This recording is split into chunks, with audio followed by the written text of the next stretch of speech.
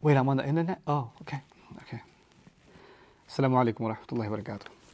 أعوذ بالله من الشيطان الرجيم. لقد كان في يوسف وإخوته آيات للسائلين إذ قالوا ليوسف وأخوه أحب إلى أبينا منا ونحن عصبة إن أبانا لفي ضلال مبين رب اشرح لي صدري ويسر لي أمري واحلل عقدة من لساني يفقه قولي والحمد لله والصلاة والسلام على رسول الله وعلى آله وصحبه أجمعين أما بعد.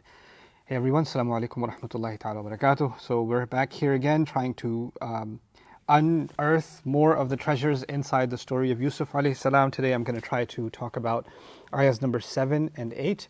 And these two ayat are tied together, and there are some brief comments on 7 and then quite a few things to discuss in ayah number 8. So hopefully we can accomplish both of those goals in a reasonable amount of time.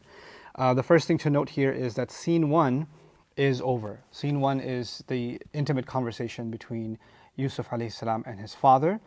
He told him the dream, and then dad responded with a couple of things. Now that's come to a conclusion, and Allah makes a concluding comment that ties the scene up. So it's Allah as the narrator of the story. Now, excuse me, my adhan app went off. This is why I keep my phone on silent. Now I remember, Valerie. Remember you said why you keep your phone on silent? Because I'm always giving lectures. That's why. That's why that just happened. I'm really Islamic, so my phone has prayer app. Okay. So anyway, so لَقَدْ كَانَ فِي يُوسُفَ وَإِخْوَتِهِ آيَاتٌ لِلسَّائِلِينَ. The concluding comment is, now I'll give you guys a brief translation first. Certainly in Yusuf and his brothers, there have been many signs, many lessons, many divine signs for those who ask questions and for those who seek. Okay, so that's a rough translation. The first thing to note is, when I said certainly, I was trying to capture some sense of the Arabic لَقَدْ كَانَ. But لَقَدْ كَانَ is used in Arabic for a few things. It can be used to emphasize an act. So there's definitely a lot to learn. The point being, there's definitely a lot to learn from Yusuf, and you definitely have a lot to learn from his brothers, so long as you're the kinds of people that ask questions. If you're curious, if you want to know, many of your questions are going to get answered by paying attention to Yusuf, and not just Yusuf, also his brothers. Now again, because we know the rest of the story already, it's not like it's being revealed one ayah at a time to us. We have the entire thing in front of us. His brothers play only a partial role in the story as far as their mention is concerned. They're mentioned in the beginning, then there's a long period in the story where they're invisible, and then they kind of get mentioned at the end again, right? But now they're being placed at this pivotal point, and Allah is saying, you have a lot to learn from Yusuf and his brothers. And the truth is, we have a lot to learn from Yusuf, we have a lot to learn from his brothers, we have a lot to learn from the minister, and the minister's wife, and the prisoners, and like all the characters we're going to get introduced to, including the father, we have a lot to learn from all of them. But for some reason, Allah Azza wa Jal has highlighted this phrase where we have much to learn from Yusuf and his brothers. And my sense of this, as per my discussions with Sheikh Suhaib too, is it's not just you have a lot to learn from Yusuf alayhi salam, and there's lots of ayat in him, in what is talked about him, and there are lots of ayat in what is talked about them, but Yusuf and his brothers, meaning the relationship they have with each other, has a lot to teach you. Not just them as individual groups or entities or characters in the story, but the relationship between Yusuf and his brothers, there's a lot to learn from it for those of you that have questions. The other implication of لَقَدْ كَانَ is it can be used for something that's been going on for a long time. As if Allah is saying, yes, this story is being revealed now in Arabic, in the best possible way. But the lessons to be learned from what happened with Yusuf and his brothers, those lessons have been around for a long time for any who would have had questions.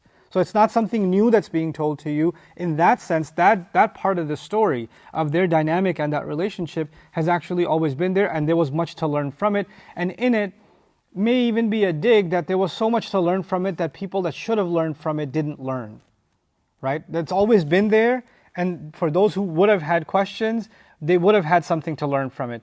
And it's also, in a sense, in a subtle way, responding to those who tried to ask a question to the Prophet ﷺ. Oh yeah, how did the Israelites make their way into Egypt? And Allah says, yeah, there is a lot to learn for those who actually have real questions in Yusuf and his brothers. Like it's redirecting a question asked for the wrong intentions and actually redirecting it to the right intentions. and saying, I know you asked this to try to stump Allah's Messenger, but if you were people of genuine questions, you would have learned a lot from this story. Too bad that you don't want to learn from this story in order to get guidance. You want to ask a question about this story to prove that he's not a prophet. So there's something wrong with the way that you think about questions. And in it, Allah has also given us guidance about what does it mean to ask questions. We're seeking answers to problems in our life. The purpose of revelation is not to address our curiosity.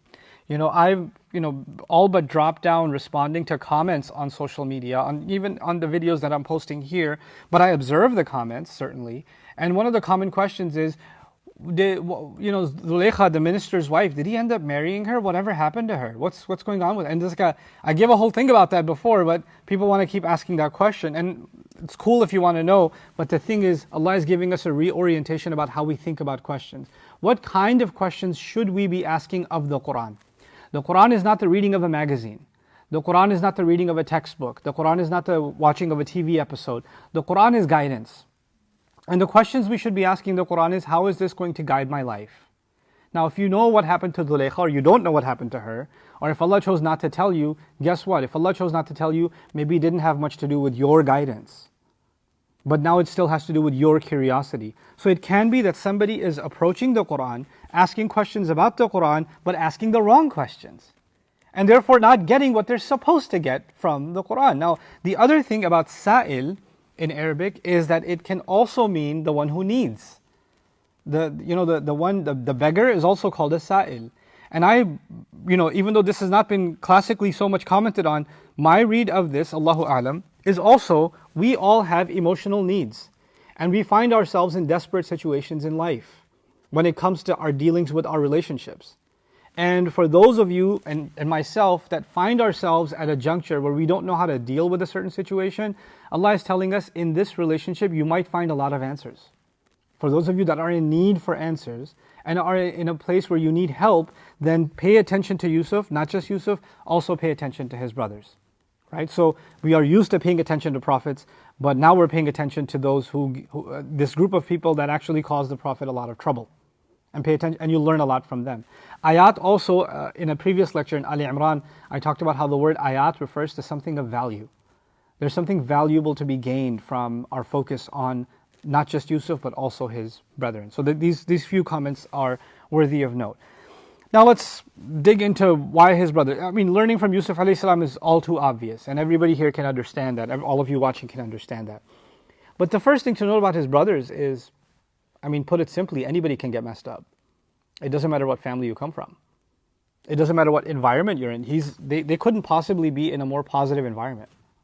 They're in the family of a prophet, and they're also siblings of one actually, So just because you're surrounded by a positive environment doesn't ensure that you're immune from messing up.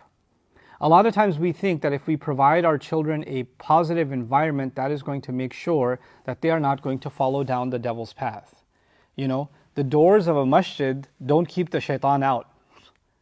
Right? Shaitan's not like there's an electric fence you can create, and you have Quran being heard, and you have halaqat going on, and everybody's dressed modestly, and we're talking about good things, and that makes sure shaitan won't make his way in. No, that's not how that works. That is not how that works. The devil actually finds his playground in houses of worship many times.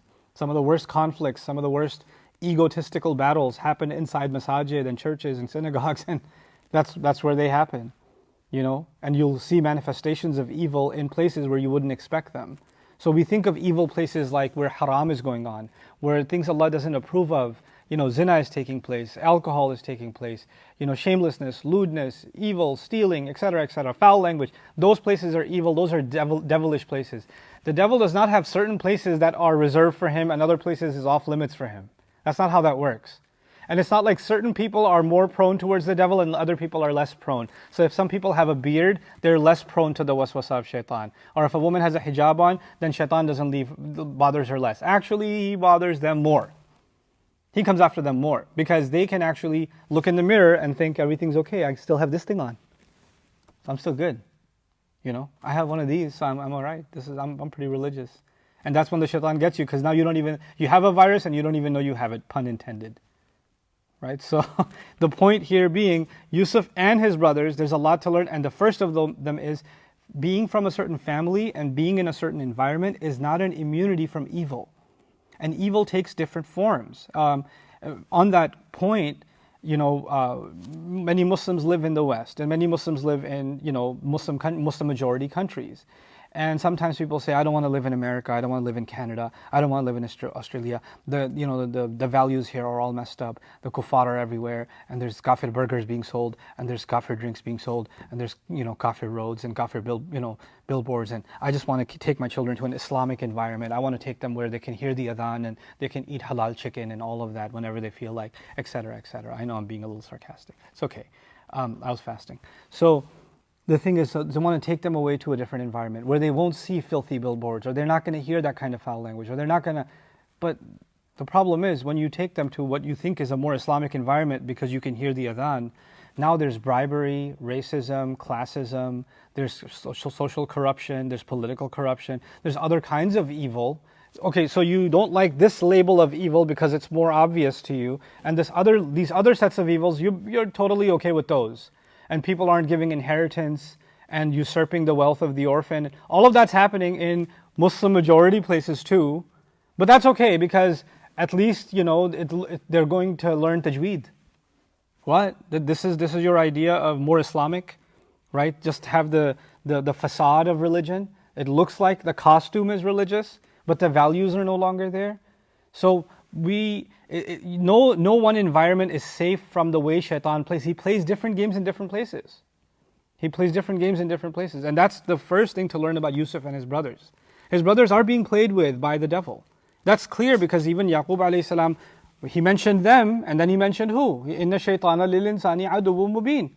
That's what he said in the 5th ayah. Don't tell your brothers, otherwise they're going to make a scheme against you. It's going to be terrible. The devil is an enemy to every human being. That's what he said. Because he saw that they are prone, or they are vulnerable to the whispers of a shaitan. So now that's one thing. The other thing is, as a principle in the study of the Quran, there's a specific sort of lesson here for this surah, but I think a larger principle is also being given to us by Allah. And that is that when we study the stories, especially the stories in the Quran, then we have to go out of our way to ask ourselves the right questions with every detail Allah tells us. Like, you have to get into the mindset of not, I already know this, I already heard this story, I've already been hearing it since I was in Sunday school, or since I was a kid, or I've heard khutbahs about it, or I heard a lecture about it, etc. When you come to a story, every time you have to be someone who asks the question, what can I gain from this now? What more is there here? Why did Allah say this? Like, and the kind of answer you're looking for is one that brings you closer to Him. What can I learn from this? What wisdom can I apply in my relationships from this, etc.? Where can I see this playing out in my life? That's actually the mindset inside ayatun lis-sa'ilin. This is why Allah says elsewhere in the Quran, fihi dhikrukum. In it is your mention. Allah is actually not talking about others. At the end of it all, it's talking about who? You. You didn't just benefit from knowing some people that lived a long time ago and this happened to them. The only way that benefits you is in some way, what you learned about them shed light on what you're up to. It helped you see your life in a different light. It exposed some things that you didn't realize about yourself before, or about the people around you before. That's actually the point. So لَقَدْ كَانَ فِي يُوسُفَ وَإِخْوَتِهِ آيَاتٌ لِلسَّائِلِينَ إِذْ. And so they have many things to teach you, Yusuf and his brothers, especially when. So the next ayah begins with when, and it's almost as if it's tied to the previous ayah. And of the many lessons you will learn them from what is about to be said about the brothers of Yusuf. So now, so far, two characters were introduced directly. Yusuf alayhi salam spoke, Yaqub spoke, and the brothers were spoken of, but they haven't spoken yet, right? But now the brothers are going to speak. Now we're in a room. Now the camera is taking us to a room where they're by themselves and they're having a conversation with each other. And this is what they're going to say to each other. إِذْ قَالُوا لَيُوسُفُ وَأَخُوهُ أَحَبُّ إِلَىٰ أَبِينَا مِنَّا وَنَحْنُ عُصْبَةٌ. When they said, Yusuf for sure and his brother are, now the English translation would be more beloved, are loved more by our dad than we are. Yusuf and his brothers are more lovable, more beloved to our father than we are. وَنَحْنُ عُصْبَةٌ, while we are a tight band of men. We are a strong group.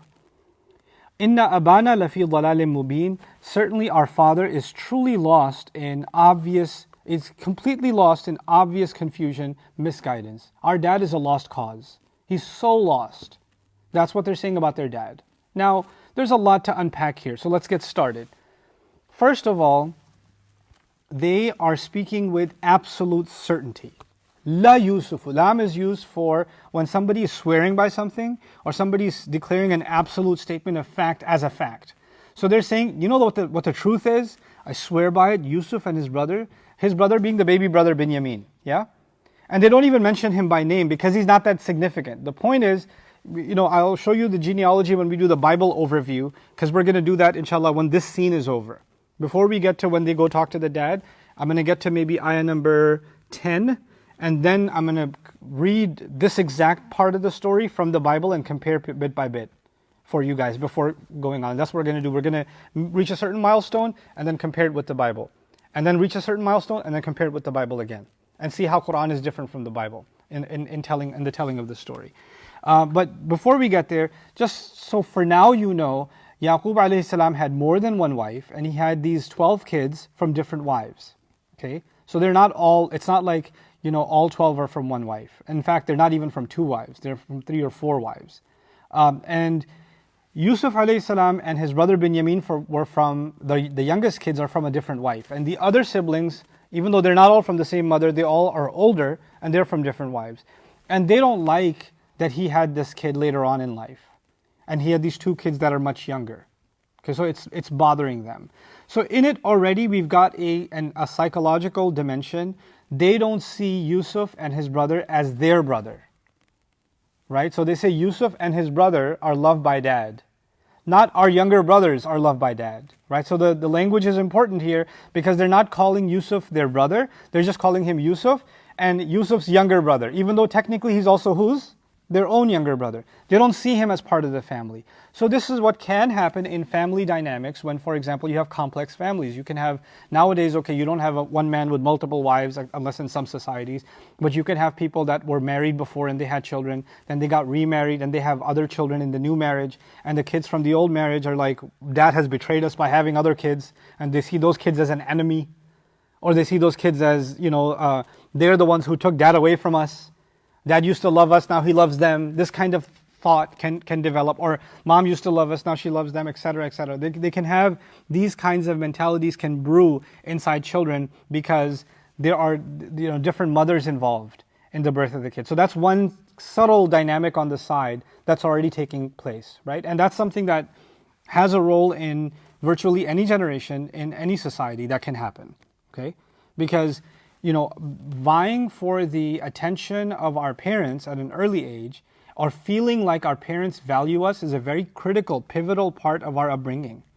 Like if you've grown up feeling like your parents think you're worthless or that part of your life wasn't there, there's something very significant that you were robbed of, right? And there can be people that are very well accomplished. They can get a master's degree, a PhD, they can be very high accomplished in their careers, etc. But their dad always calls them worthless, and it doesn't matter what awards they get or what promotions they get, how everybody thinks they're a rock star, they're going to feel like they're worthless because their dad calls them worthless, right? Jokingly in contemporary society we call it daddy issues. But it's so much deeper than that. A father is supposed to be a staple of validation, of values, of worth. You know what Yusuf alayhi salam's father did for him in the previous ayah, right? And for a lot of people that's missing. That father figure is missing. That's going to anchor you. That's going to warn you from dangers. That's going to be there as your source of strength. That's what a father is supposed to be. When the father doesn't play that role, or when a child is made to feel that dad is going to play that role for someone else but not for you. He's not as accessible to you as he is to those other kids. Because they're his real kids now. You're not his real kids anymore. When they're made to feel like that, or they start feeling like that, but they don't address those feelings can grow and grow and grow and fester. And that's what's happening from the very beginning. We're seeing they've got a problem. They've got an emotional problem with Yusuf alayhi salam being significantly younger. And obviously, they are older. And the way you deal with a 20-year-old, the way you deal with a 19-year-old is not the way you deal with an 8-year-old.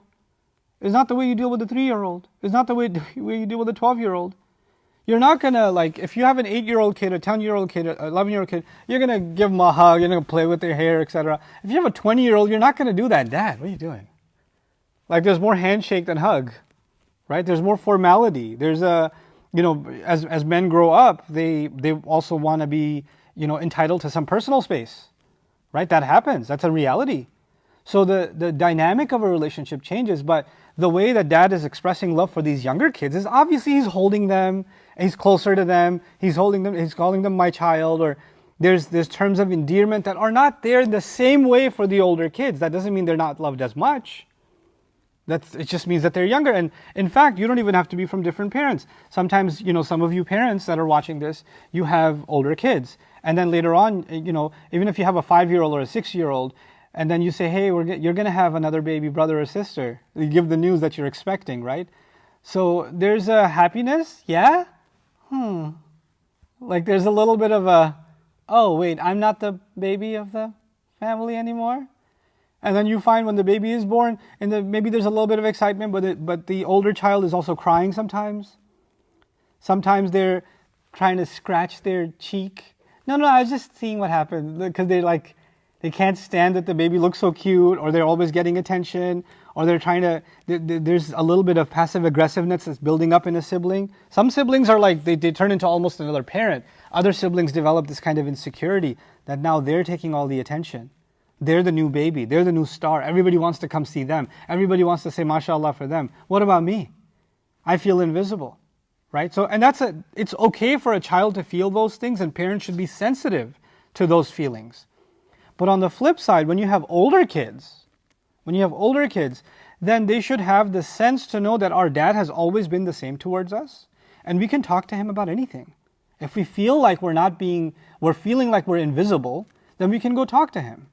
And the other remarkable thing here about this comment that they made, that Yusuf and his brother are more lovable or more beloved to our father than we are, is they made a statement of fact about what their father feels.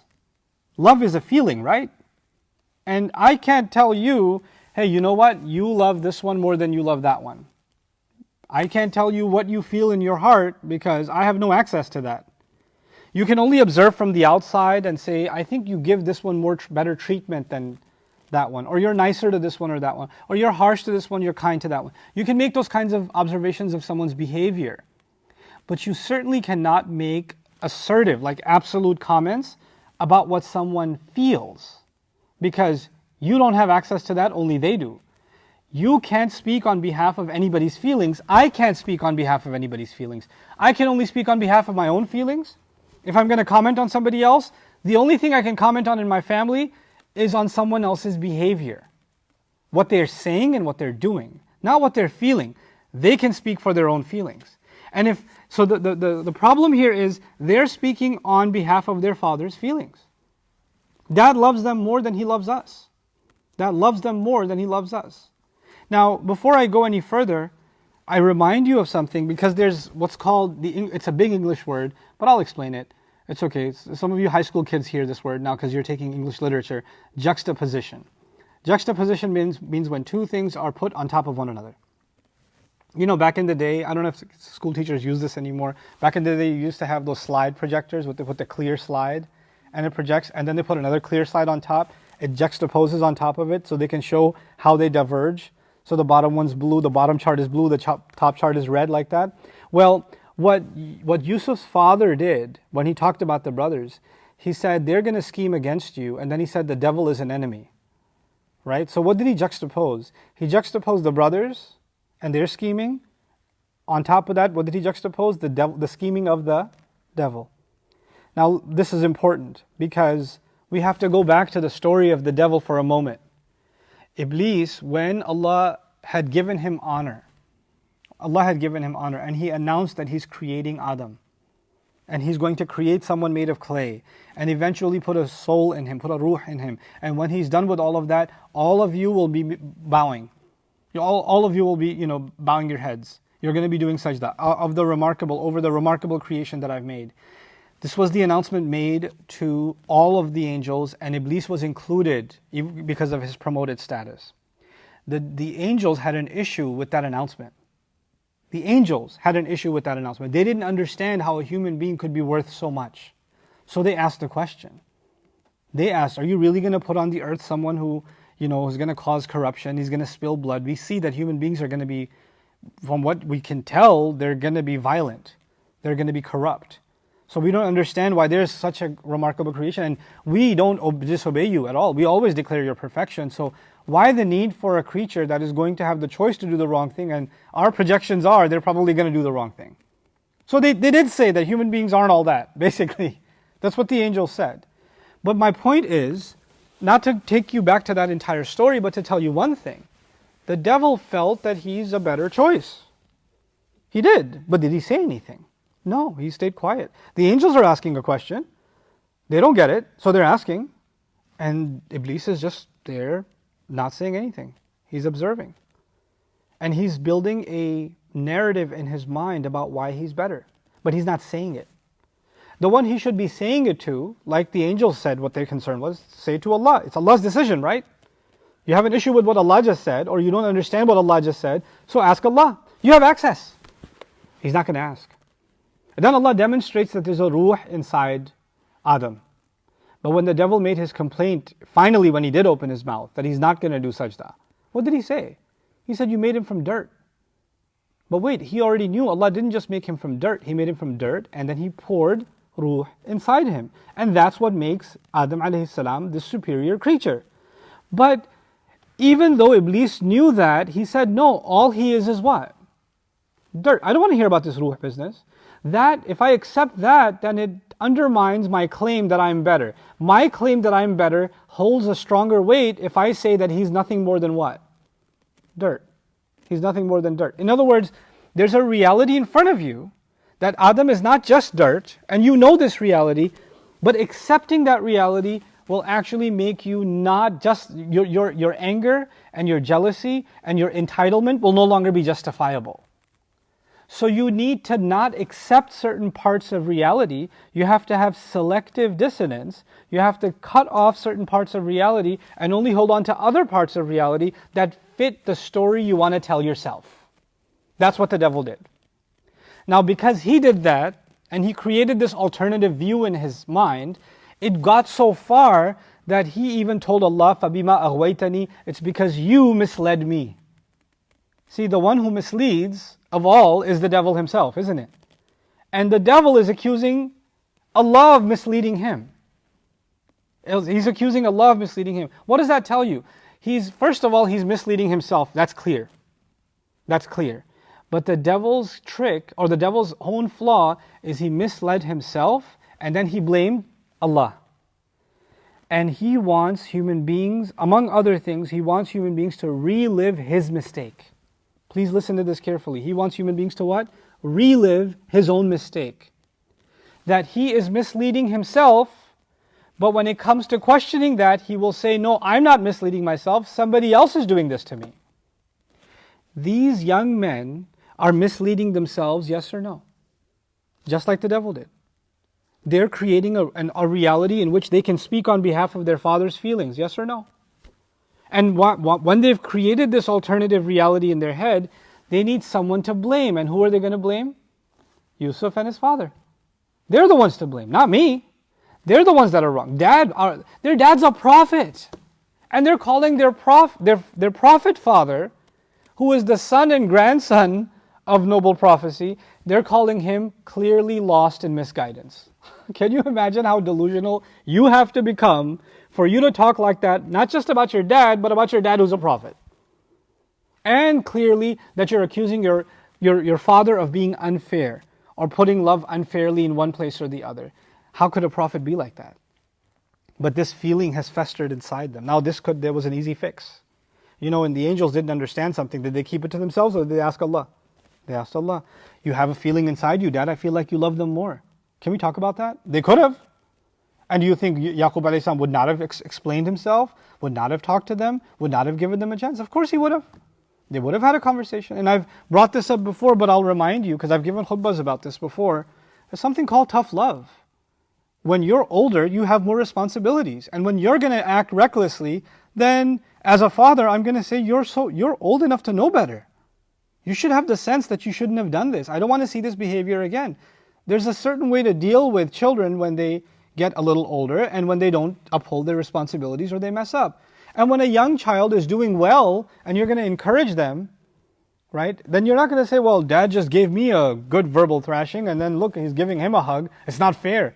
No, you're not even looking at what you did and what this child did. You're looking at how the treatment happened. The treatment was based on your behavior. Yusuf is being treated a certain way because of how Yusuf is carrying himself. His brother is being treated a certain way because he's a baby. You're being treated a certain way because of what you're doing, not because of Yaqub being unfair. What's wrong in what you're doing? But they're so focused on the ill-placed feelings of their father, and then that comes the next kind of remarkable thing inside all of this. A terrible evil is about to happen. We all know that. We all know that. But the heart of that terrible evil is they want to feel like dad loves them. That sounds like such an innocent emotion, right? Like, I just want to feel like you love me. That's why I tried to kill Yusuf. You guys are going to go that far, and at the end of it all, in your mind, all of that has nothing to do with anything except you feel like you're not loved. But actually, this is also a mask. This is not the reality. Their dad is a loving father. The love is there already. That's not the point. The point is they want love on their terms. This is the key. They don't want love.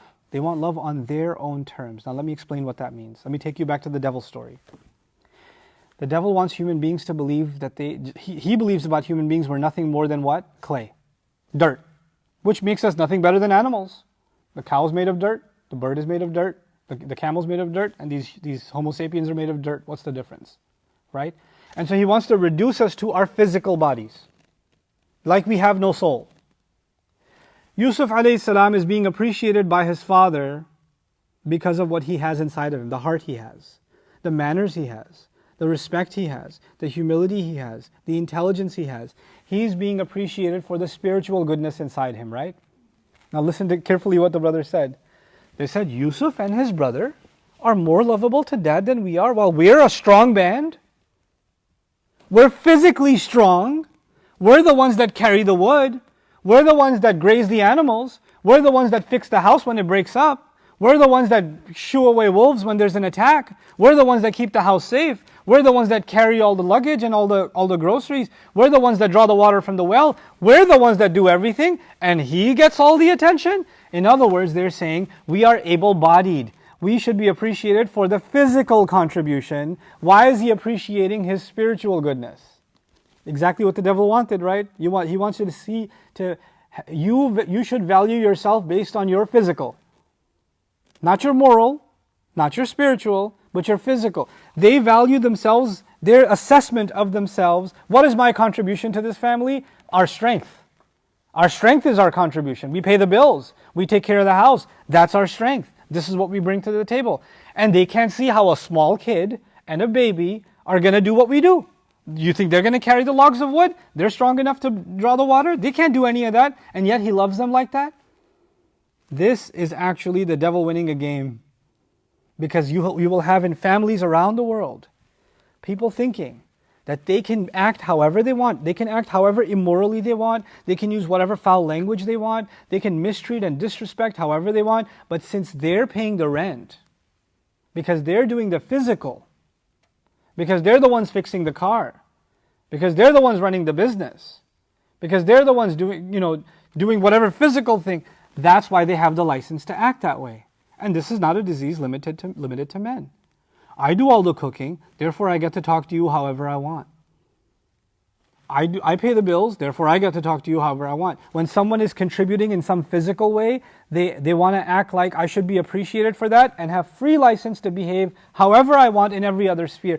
But Yaqub is not letting them get away with it. Yes, you help around the house, but you can't be disrespectful. Yes, you'll help around the house, but you can't be missing prayers. You're Muslim boys.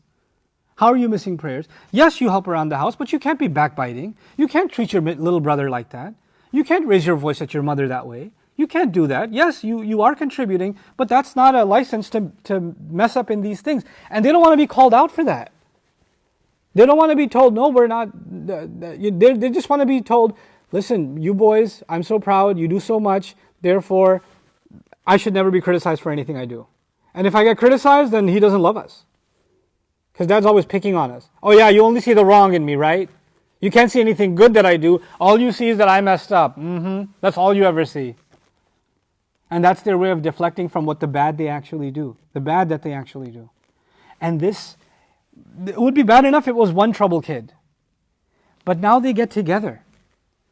And they get together. If they talk to Dad about this, Dad could have put his arm around them, given them wisdom, calmed them down, let them see the error in their ways, appreciate the good that they do. Yes, I know you do a lot of good, and Allah reward you for it. But you know, this one thing you did, it really hurt me. This one thing you said, it wasn't. Do you think that was okay? And this one boy would have said, one young man would say, "You're right, Dad. That wasn't okay. I'm sorry. You're right." If there was a level-headed conversation, things could have de-escalated. But no. You want to go talk to your own people that think like you, and instead of talking to the person that you have a problem with, or you have a confusion with, or miscommunication with, which is your dad in this case, you want to talk among each other and make the problem worse. This is called groupthink in psychology. Yeah, this can eventually turn into something more popularly known as mob mentality. Right? You develop a thought process. That's not just you. Other people are saying things that reinforce what you already feel. And from feeling, it grows into a fact. Feelings turn into what? Fact. Because people are reinforcing it little by little by little. And first, it goes like this. I'll give you a classroom example. One time, when I used to teach Arabic a long time ago, one of my students felt like I was going too fast. One student. I swear I did an investigation on this. One student felt I was going too fast. And I say in my class, in Arabic class all the time, if you think I'm going too fast, ask me a question, I'll answer your question. If you need review, I'll give you a review. If you need me to stay after school, I'll stay after school. If you need me to take you to lunch and then explain it to you again, I'll take you to lunch. If you need me to move into your garage so I can keep explaining to you, I'll keep explaining to you. I need to make sure you get it, but I'm not telepathic. I can't tell that you don't get it if you don't tell me. You need to tell me you don't get it. You need to tell me to repeat. And I'll do it. That's my job. I will feel like I do my job if I was able to address your concern. But you need to be able to tell me that. If you're feeling lost in class and you're like, I better not ask a question because people will think I'm slow, whose fault is that? You didn't come to a classroom to save your dignity. You came to class to learn. You didn't come to look better in the eyes of others. You came to learn. And learning means you got to get embarrassed and say, I don't know. Because if you already knew, why are you in a class? That's the point. You know, if you are afraid of embarrassment, then you will not be able to learn. You won't be able to learn. But anyway, there was a student falling behind, not asking questions in class, but developing the feeling that who's going too fast? I am. You know what? Maybe I am going too fast. But how will I know unless somebody tells? And there are other students who say, Ustad, could you repeat that please? Could you go over that again? But this one student that felt I was going too fast, in the break went to another student. Don't you feel like he goes too fast? And this other student goes, I don't know, sometimes I guess. Well, overall, it's okay. Okay. Then he goes to another, hey, I was talking to Kareem, and Kareem thinks he's going too fast too. Do you think he's going too fast? I guess. I mean, maybe yesterday was a little bit fast. Okay. Hey, I was talking to Kareem and Abdullah, and we feel like he's going really fast. Yeah, you guys feel like that? I think you're right. I think he's going a little fast. And then he comes to me after this, najwa. He comes to me and says, Ustad, we have a concern. I believe the entire class sees that you're going too fast. And I said, the entire class. That was in Smiles 30 minutes ago. And everybody's on top. Now everybody feels that I know what happened here. Who did you talk to? Because you said everybody feels, so you clearly spoke to everybody? Well, no, not everybody, but you just said everybody feels. Who are these everybody's? No, they don't want to say. They don't want to say. They want to say to you, they don't want to say to me, but I thought I'm their teacher. So they elected you ambassador to speak on their behalf? Is that what just happened? What happens in these cases is you have one concern, but when you don't take it to the person you need to take it to, you take it to others below. then it festers and becomes a much bigger problem, and then it becomes a fact in their minds. And it creates a negative thought process. We're not even talking about evil yet. We're not even dealing with evil yet. We're dealing with unhealthy communication. That's what we're dealing with right now. That's what the devil's going to use, unhealthy communication. So they're just going to talk to each other and say, Dad loves Yusuf more.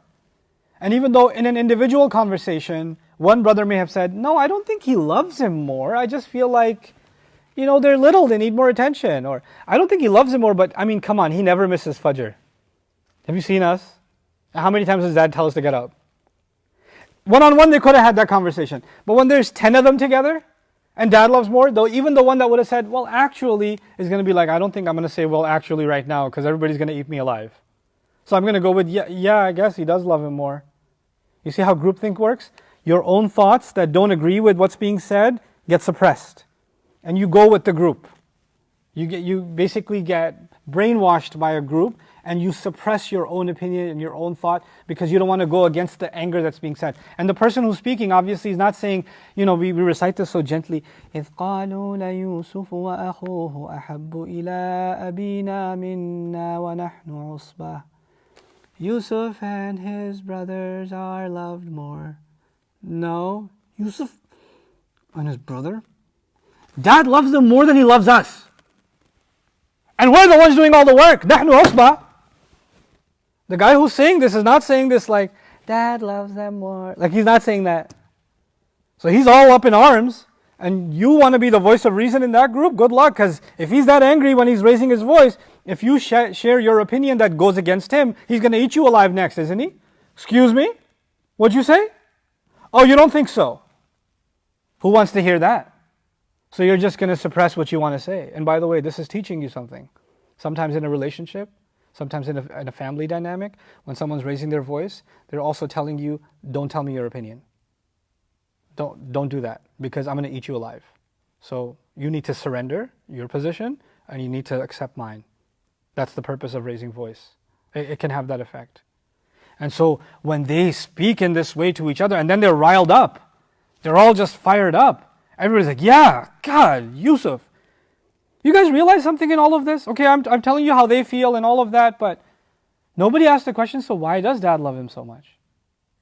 What is it about him that Dad loves? And you could ask that in a negative way, what's so good about Yusuf and his brother anyway? Or you could actually genuinely ask, hey, what does Yusuf do that we should be doing? I mean, Dad's always been the same. He was our dad when we were little. He is not acting any different. So what is Yusuf doing that maybe we used to do and we don't do anymore, or that maybe we could be doing better? Is Dad not communicating to us what he expects? Because I'm pretty sure he is. Dad seems like a pretty open communicator, can't you tell? But they're not going to ask that question. They instead, and if Dad is the one who's confused, then clearly who hasn't done anything wrong? Yusuf hasn't. Even in their mind, the one who's done wrong is who? Dad. But later on, what are they going to suggest? Kill who? Kill Yusuf. Why? He's so good, right? He just doesn't make any mistakes, right? Yeah. Even when we get mad at him, he's still kind to us. And he's just too perfect, isn't he? So perfect. I can't stand how perfect he is. Like he walks in and you just get, There's an anger brewing. And we can't find something to pin on him. We can't make him look bad. This makes us even angrier.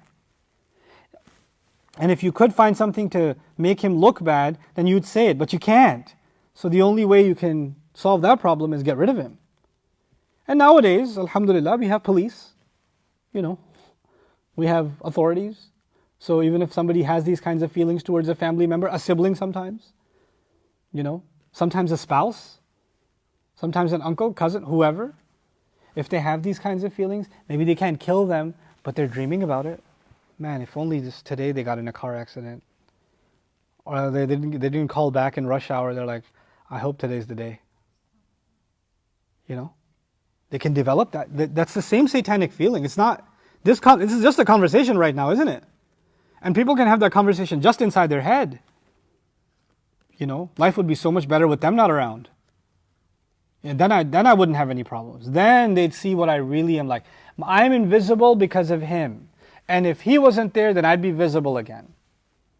This is exactly what the devil said. If Adam isn't there, then I'll be visible. Allah sees all or no. Allah sees what the devil's worth, what Iblis was doing, what good he did before. Allah sees it. And the doors of rizq opening, somebody receiving love doesn't mean you're being deprived of it. You have your own value. You have your own self-esteem. But this is what the devil wants, comparison. You can't see your value unless you compare yourself to someone else. They can't help but compare themselves, even to a kid, even to a child. They're comparing themselves. They feel the need to validate themselves by calling themselves nahnu usba. We're a band. We're so strong. We do all this stuff. And then when it gets so far beyond reason, they've passed. This is the problem. They've passed a judgment on their father. The voice of reason in that household is their father. I need you to remember that. The voice of reason is who? The father. He's the source of wisdom. But when they say, Inna abana lafi dalalim mubin, no doubt our father is truly lost in obvious misguidance. He's so lost, he's so confused, he's so off the deep end. He's a lost cause. You know what they've done? They've basically invalidated anything their father has to say before he even says it. So even if the father tries to reason with them, tries to calm them down, tries to talk to them, in their head, he's already lafi dalalim mubin, he's already a lost cause. Of course you would say that, Dad. Yeah, sure. Like, they hear but they don't hear. They're deflecting it already because they've already plugged their ears when it comes to Dad because they've passed a judgment on him. And this is one of the things Iblis wants. He wants, if there's a source of reason, you want to demonize that source of reason. You want to invalidate that source of reason. So even when reasonable things are coming from that way, you can dismiss them before they're even said because I can't accept it because it's coming from you. You can't be saying something right. Inna abana lafi dalalim mubin. And even if he be a prophet, like this is how far delusional a person can get, that they can't listen to reason. What happens in many families is you're pitted against another family member. Sibling is pitted against sibling. Child against father or mother, spouse against spouse, and they've developed an opinion about that family member. And because they've developed that opinion, anything that comes out of their mouth is wrong before it's even come out of their mouth. Any attempt at reconciliation will be questioned because, no, of course you'd say that because you love Yusuf more. I know your intentions already. So not only do you think that they're confused, you also think that they're never unbiased. They always speak with a bias. Right? You've already got that judgment of them. That closes any doors of reconciliation. Now you can't fix a family problem because you're already the judge. Now that you're a judge and you've got your own jury, the only thing left now is executioner, which is coming. That's what's going to come when we discuss tomorrow. You go from here, the next thing that's going to happen is some very evil acts. And so what I want to leave you guys with today is this thought. When you have unaddressed negative emotions, and you're only talking to people that help make them worse, excite those emotions more. They only validate what you're feeling. They don't question what you're feeling. Like sometimes you have friends you want to talk to about how you feel, and when your friend says, well, I know you're angry, but I think that anger might be a little bit misplaced. You're like, what did you say about my anger? You said my anger is misplaced? I think my friendship is misplaced. Click. Because you don't want to hear that what you feel is wrong. If you're my real friend, you would appreciate how I feel. And you would agree with how I feel. And you'd help me feel what I feel even more. That's a real friend. No, a real friend, صَدِيقُكَ مَنْ صَدَقَكَ لَا مَنْ صَدَّقَكَ. A real friend is someone who's going to be true to you, not just someone who's going to take your side no matter what. That's not what your friend is. And sometimes friends will say offensive things. Or maybe they'll say things you didn't want to hear from them. You wanted to rant to them and they might point out, well, maybe, have you thought about this? That's not what I want to hear from you, man. I wanted to vent to you so you can make me feel better about how angry I am. But no, maybe you should give a little benefit of the doubt. Maybe you should look at it from this angle or that angle. We don't want to hear that. Oh, you know what? Yeah, I understand. I thought you understood me, but you don't really understand me. So I don't think this friendship is working out. So you just pull, because you're fi dalalim mubin, right? The voice of reason is lost. And once you can do that, And you can only be around people that can reinforce your spite. They can reinforce your, maybe sometimes arrogance. Maybe they can reinforce your jealousy. Maybe they can reinforce your false sense of justice, which is actually injustice. If you want to only surround yourself with people like that, then what's going to come next is some very evil acts directed towards somebody else. Because in your mind, what you're doing will be entirely justified, a just cause. You're doing something good. You're doing something, you're going to do the worst evil things, and in your head, you're going to say, I'm doing this for you. I'm doing this for the family.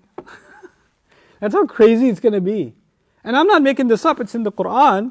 In the next ayah, we're going to see at the end, وَتَكُونُوا مِن بَعْدِهِ قَوْمًا صَالِحِينَ. You'll be good after that. Good in their mind, this is all so we can be good. That's how crazy this is. This is how evil, unhealthy communication can become. And it's such a profound thing that's being taught to us about jealousy, about developing judgments about feelings in someone loves me or doesn't love me, whether their advice is valid or not. All of that is encapsulated inside these words of theirs that they've shared. And what did their father say? They might scheme against you, right? Now you know why he said that, because they only talk to each other, they don't talk to him. And when you only talk to each other, then talk will eventually turn into some kind of evil plan of action, because that's what the devil wants. He wants to first whisper and corrupt your thinking, your feelings. When your thoughts and your feelings are corrupted enough, what will come out of that will be corrupted actions. The devil doesn't just call you to corrupted actions. He wants you to twist and mutilate your feelings and thoughts first. And when they get twisted enough, then the actions will be easy. Right? So he's not just calling you to actions. That the devil can't come to you and say, hey, do haram. Like, أعوذ بالله من الشيطان الرجيم. He won't come that straight. He'll come to you, دَلَّاهُمَا بِغُرُورٍ. He drew them in deceptively, little by little, by little, by little, by little. That's how he does it. And look at what he did. He took this emotion of wanting to be loved, a healthy emotion, and look at how he poisoned it. Look at how he turned it into something else completely. He turned it into hate, judgment, disregard. And this is what we have to be afraid of in our families, and sometimes what this means. If we don't want this to happen, the tragedy of Yusuf to happen in our families, then we have to sometimes have uncomfortable and open conversations. That's really what this is. The angels were terrified to question Allah's decision about the creation of Adam, but they did it. And even then at the end, وَنَحْنُ نُسَبِّحُ بِحَمْدِكَ وَنُقَدِّسُ لَكَ. And when Allah answered, this is Subhanaka la ilma lana. You're too perfect. Sorry, we don't have any knowledge except what you taught us. They're humble, they're scared to ask, but they still asked. Sometimes you have to have uncomfortable conversations for things to get better. And if you don't have those uncomfortable conversations with the right parties that need to be addressed, then maybe you're going to make things way worse. Your silence may make things way worse than you having those kinds of transparent conversations. May Allah Azza wa Jal protect our families from the kind of tragedy that we're reading about in the story of our remarkable Prophet Yusuf alayhi salam, and not let us fall into the kind of mistakes that his brothers fell into. Barakallahu li wa lakum fil Qur'an al-Hakim wa nafa'ani wa iyyakum bil ayati wa dhikr al-Hakim. Assalamu alaikum wa rahmatullahi ta'ala wa barakatuh. Oh, you still here? Get out of here. Get out of here.